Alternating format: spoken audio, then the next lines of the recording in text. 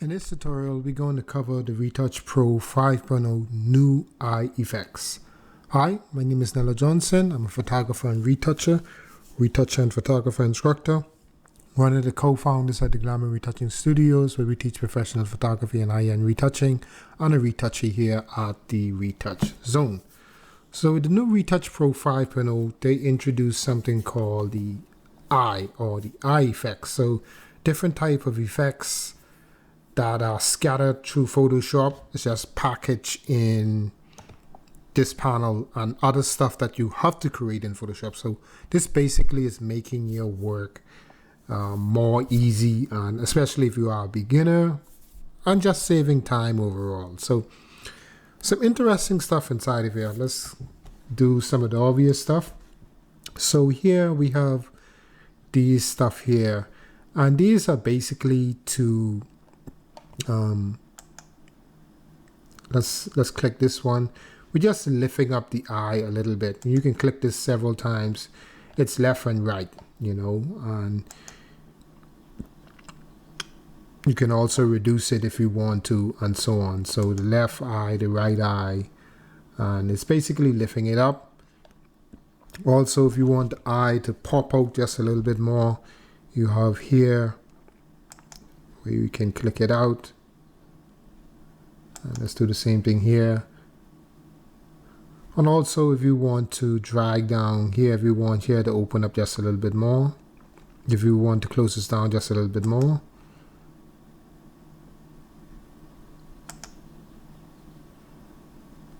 So pretty straightforward stuff. If you like doing that kind of stuff, you have it here in the Retouch Pro. So let's just get rid of all of those layers there.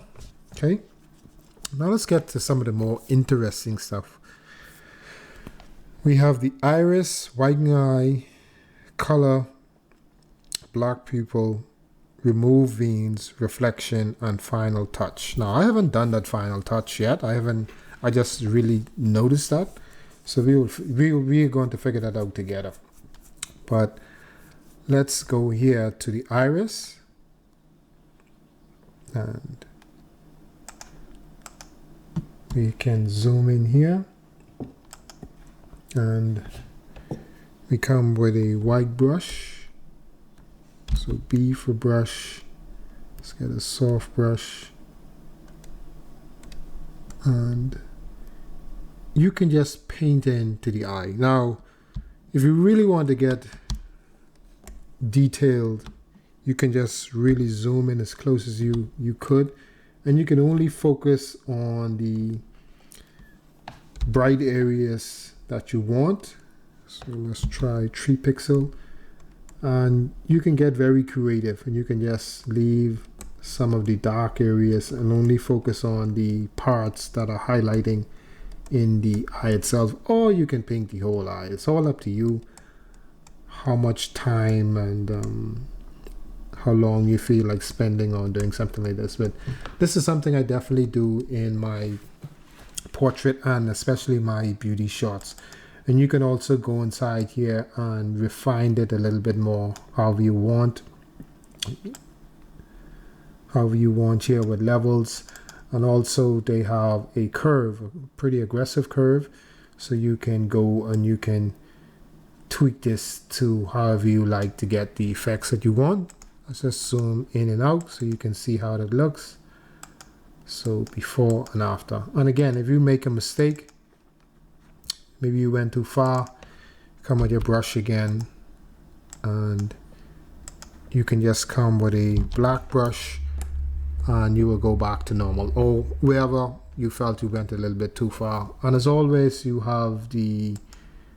can adjust however you want, how much of this effects you want in the eye itself. So I like that. Good touch. Very well done, and definitely something I can see me using. Okay, well, let's move along.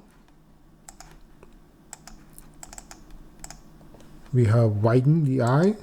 So let's grab this image here. But before we get to whiten eye, let's go to where it says vein remover.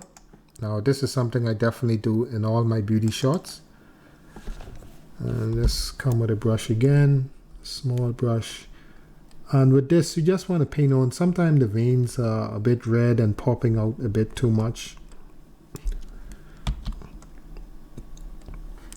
Oops, too aggressive.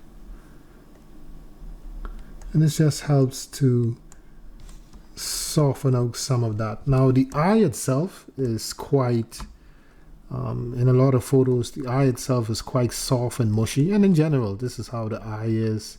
There's not much details in the eye, so it's okay if it's a bit soft. Inside, if it has quite eye, it's the pupil itself that tends to be sharp, but the eyeball itself tends to be very soft and mushy.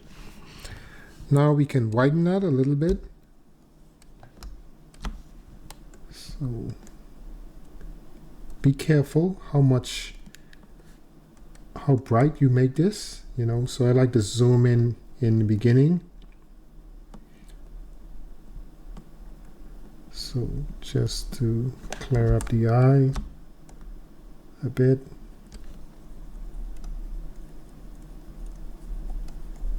And then once I get it done, I like to be a little bit aggressive. Then from a far distance, I understand how aggressive it is. Then I just use the opacity to lower it down to an appropriate taste. So right about there. Yeah, right about there, I think fits quite well. So again, standard stuff in high-end beauty retouching, and this is the kind of tools we use. Now let's go back here and let's go to color. And we have a lot of different colors we can choose. So let's try blue. Let's activate that.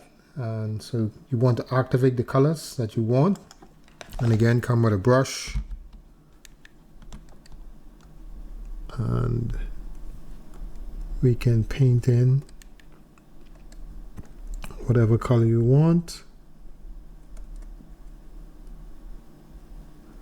And I'm going to show you some stuff we can do to make this look a bit more realistic. So we can change the blend modes. You can play around with the blend modes to get what you feel appropriate. I feel like soft light was better. And then we just lower the opacity. And there we go. Now let's say you want to keep that same color, but you just want to enhance it. So let's go here again to color. And we can pick any one of these that we want, but this time we're going to double click it and it's going to come up eyedropper tool, and you just click in here and let's get a color that's well represented. Click OK, and now we just come with a brush again. Oops. Let's put this back in here. Just come with appropriate size brush. And now we can just enhance the existing color that's inside of here. And you can always go back inside of here and you can change this color to whatever you feel like, you know. If you're trying to go for something creative, green eyes or whatever. And you can just play with the different modes. Sometimes certain different lights can work. And you just play with the opacity until you feel it is right. So let's just zoom out. So pretty standard stuff, again, that we use in beauty retouching, and definitely something I would use, and definitely something I would recommend you using if you're doing high-end beauty retouching. So black pupil. So again, let's come with a brush, and where I like to use this, you can darken the pupil. Where I like to use this is around here. There tends to be a little bit darker. So let's try 5. So around the eye here, we tend to make this just a little bit darker, and this is where I like to paint this. Or you can darken some of the spots in the eye or the pupil itself. If it's maybe popping out a little bit too hard, you can darken it down. But definitely this is something where I like to just add, you know, inside the eye here, just to make the eye stand out a little bit more. And this is a curve, so you can always go in here and you can adjust this to however you want, darker, lighter, it's all up to you. And you can play with the opacity to however you feel. And again, once I've already done that, from zooming in, I like to zoom out and just turn these off and on. So off, on. So as you can see, just a little ring around the eye to make the eye stand out, and you can just adjust the opacity to your liking. So again, pretty standard stuff in high-end retouching. So again, stuff that I would use and stuff I'd recommend you would use. So it's inside the panel itself. So well done. Now we have reflections. This is quite interesting. So let's click that.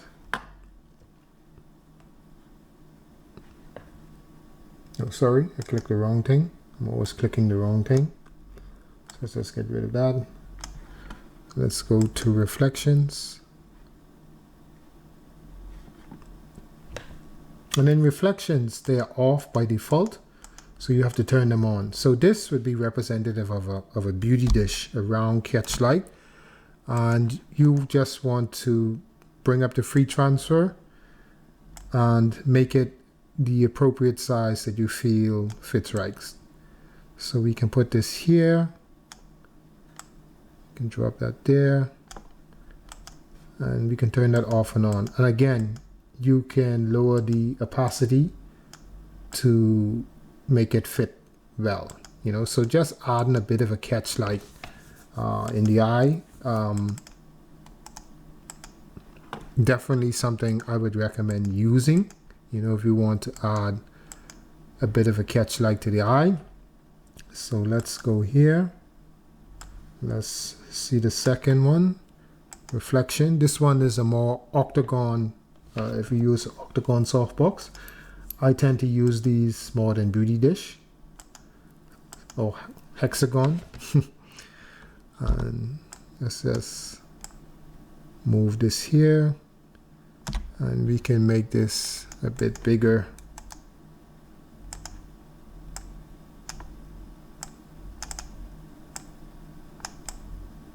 So you can add this wherever you feel like, and just to give that hexagon look. So it works quite well. I like it, and again, you can play with the different modes. Overlay seems to work better, and you can just play with the opacity to lower it to however you feel, how strong you want the effects.